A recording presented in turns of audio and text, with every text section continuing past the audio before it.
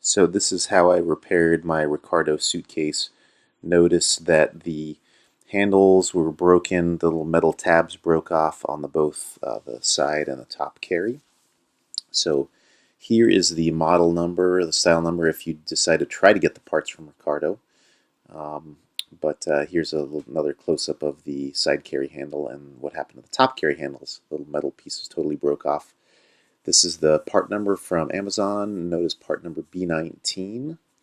And this is how it arrives: the handle and the metal retainers, little side plates, and some screw hardware with washers.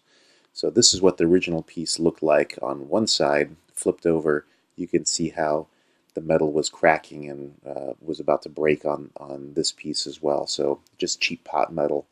I figure in a few years the new ones will break as well. But for now, it's a cheap fix. So start by unzipping the liner, and you'll see where the arrows are marked here, there's actually foam tape that you just peel back carefully but easily. You can restick it.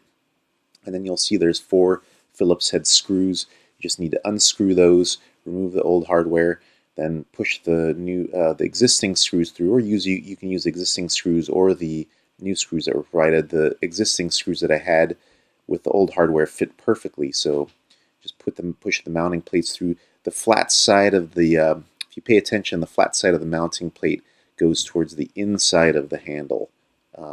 And here it is when everything is all said and done. Handles look very nice. Like I said, it's a chrome finish as opposed to a brushed nickel.